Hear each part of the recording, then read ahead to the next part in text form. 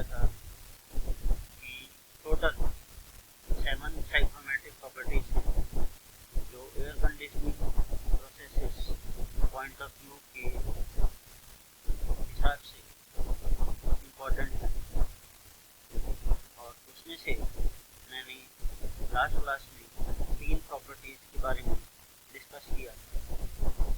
आज हम उसी के बारे में अपना डिस्कशन कंटिन्यू रखेंगे।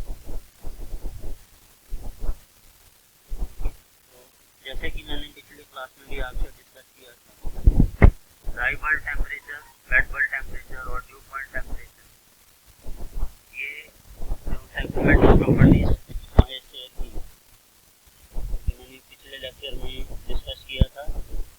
और आज जो बाकी की 4 प्रॉपर्टीज़ हैं उसके बारे में डिस्कस करेंगे। 4 प्रॉपर्टीज़ कौन सी हैं? Specific humidity, degree of saturation, relative humidity और एंथैल्पी ऑफ मॉइस्चर। इन सब के बारे में आज हम डिस्कशन कंटिन्यू करेंगे। तो सबसे पहले स्पेसिफिक ह्यूमिडिटी के बारे में बात करेंगे। स्पेसिफिक ह्यूमिडिटी को हम एब्सोल्यूट ह्यूमिडिटी या मॉइस्चर कंटेंट या ह्यूमिडिटी रेशियो के नाम से भी कह सकते हैं। मतलब इन चारों टर्म का जो मीनिंग है वो सेम है। और इसको डिनोट किया जाता है स्मॉल w के सिंबल से। ठीक है, अब इसका मीनिंग या मतलब समझते हैं। अगर हम किसी एटमॉस्फेरिक एयर का सैंपल लें, और जैसे कि मैंने आपको पिछले लेक्चर में डिस्कस किया था कि इस एटमॉस्फेरिक एयर में जो है हमारा जो सैंपल है वो मॉइस्ट एयर का कहलाएगा, और इसमें वाटर वेपर भी है और ड्राई एयर भी है।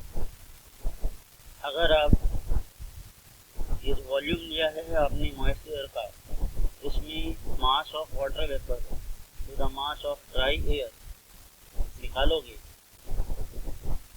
तो वो आपका स्पेसिफिक ह्यूमिडिटी या ह्यूमिडिटी रेशियो कहलाएगा। लेकिन कंडीशन ये है कि आपको एक ही ड्राई बल्ब टेम्परेचर पर लेना।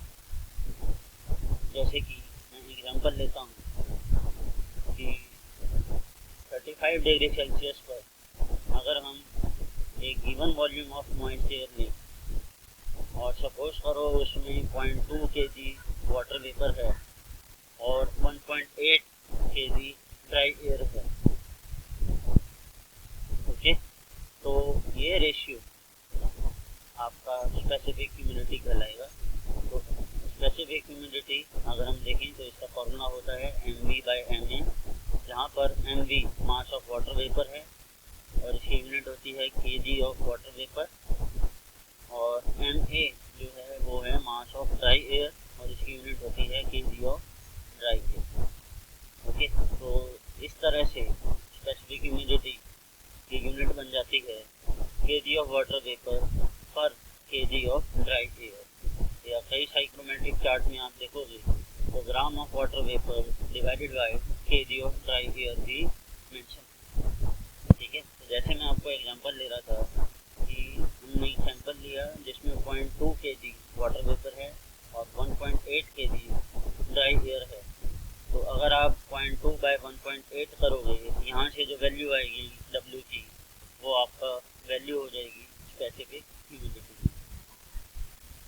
स्पेसिफिक ह्यूमिडिटी को हम डेंसिटी ऑफ वाटर वेपर और डेंसिटी ऑफ एयर की टर्म्स में भी हम निकाल सकते हैं।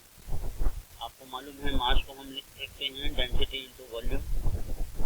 ओके, सो इस तरह से मास ऑफ वाटर वेपर बन जाएगा आपके पास ρV into V divided by ρA into V। और वॉल्यूम जैसे मैंने पहले बताया आपको कि वॉल्यूम सेम है अगर हम ड्राई एयर की बात करें या वाटर वेपर की बात करें, तो इसीलिए यहाँ पर सिंपल V लिखेंगे आप। V से V कैंसिल हो गया, आपके पास ये टर्म आ गई ρV बाय ρA। तो ये आपको निकल के आया formula density of water vapour by density of dry air. Okay, और आपको मालूम है स्पेसिफिक वॉल्यूम हम 1/डेंसिटी लिखते हैं। स्पेसिफिक वॉल्यूम की टर्म्स में बात करोगे तो ये फॉर्मूला हो जाता है W का specific volume of dry air divided by specific volume of water vapour, ठीक है, that is VA by VB।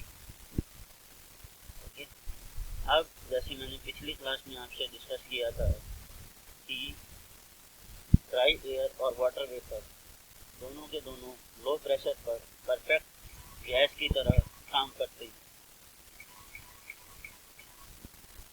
Okay, तो अब हम एक इम्पॉर्टेंट डेरिवेशन करने जा रहे हैं।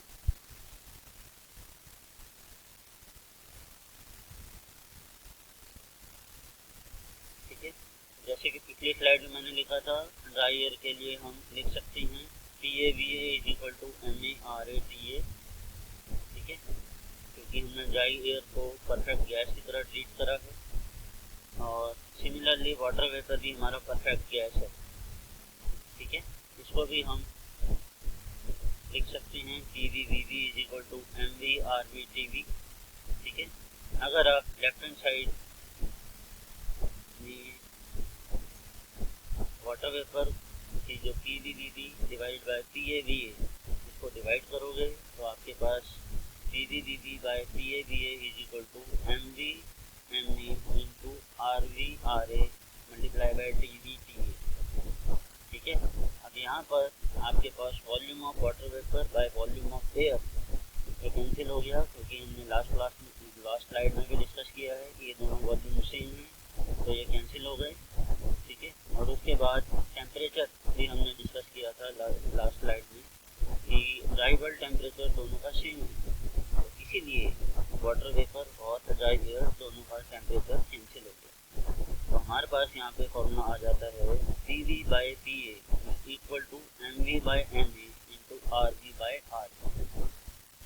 अब लास्ट स्लाइड में आपने डिराइव किया था PV by PA equal to W into RV by RA। Okay, right, last slide में हमने देखा था MV by MA is nothing but W।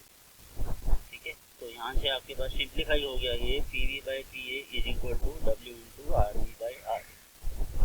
ठीक है, तो W को अगर हम लेफ्ट हैंड साइड पे ले जाएं तो हमारे पास ये फॉर्मूला आ जाता है PV by PA into RA by RA। Okay, right, now हमें RA और RB की वैल्यू निकालनी है। जैसे कि मैंने पिछली क्लास में भी आपसे डिस्कस किया था, अगर हमें RA और RB निकालना है तो हम यूज़ करेंगे यूनिवर्सल गैस कांस्टेंट को। ठीक है, universal gas constant R bar या RU प्रोडक्ट ये गिवन होता है is equal to M into R। ठीक है, यहाँ पे M जो है वो है molecular mass of the particular gas. ठीक है, और R जो होता है वो पर्टिकुलर गैस का गैस कांस्टेंट है। ठीक है, now this product of molecular mass and gas constant for a particular gas is equal to 8.314 kilojoule per kilomole kelvin. ठीक है, आप इसको थर्मोडायनेमिक्स में पहले पढ़ चुके हो।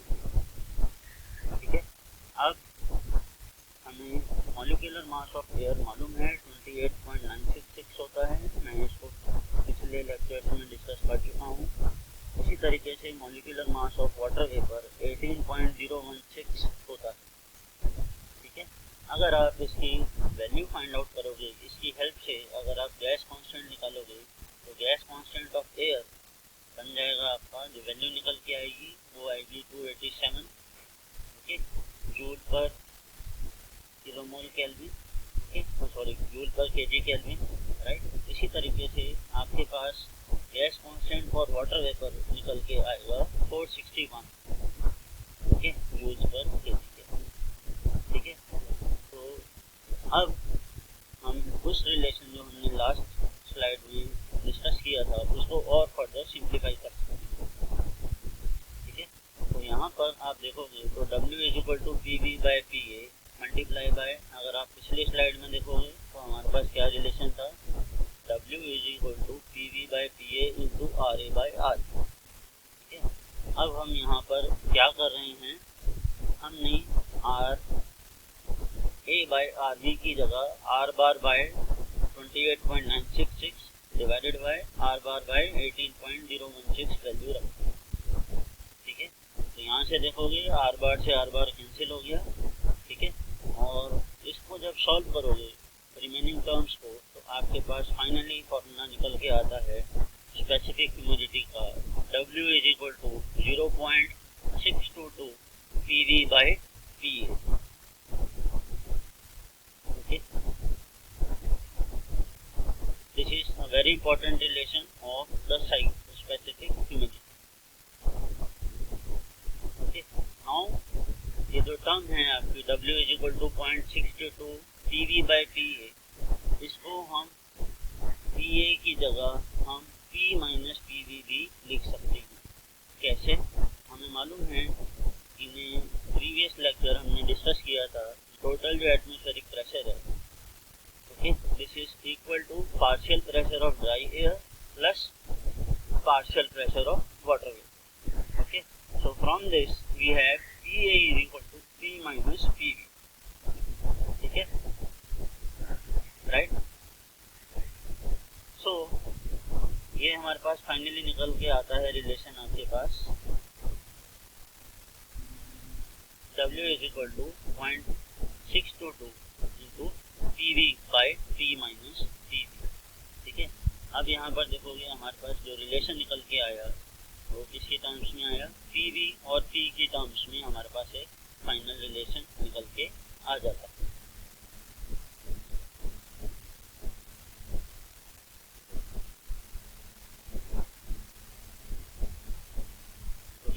और स्टूडेंट्स अब बात करेंगे डिग्री ऑफ सैचुरेशन की। ठीक है, डिग्री ऑफ सैचुरेशन हमारा रेशियो होता है specific humidity at a given ड्राइवल temperature divided by specific humidity when the given air is saturated. ठीक है, मतलब स्पेसिफिक ह्यूमिडिटी आपने एक टेम्परेचर पे निकालनी है, एक गिवन ड्राइवल टेम्परेचर, ओके, और स्पेसिफिक ह्यूमिडिटी उसी टेम्परेचर पर अगर एयर हमारी सैचुरेटेड होगी तो उसकी स्पेसिफिक ह्यूमिडिटी क्या होगी। इन दोनों का अगर आप रेशियो कर दो तो आपके पास वैल्यू आ जाती है डिग्री ऑफ सैचुरेशन। मैं दोबारा रिपीट करूँगा, डिग्री ऑफ सैचुरेशन हमारा जो मेजर है वो किसका है, एयर की कैपेसिटी को मॉइस्चर कितना एब्जॉर्ब कर सकती है, ये एक तरह से इसका मेजर है।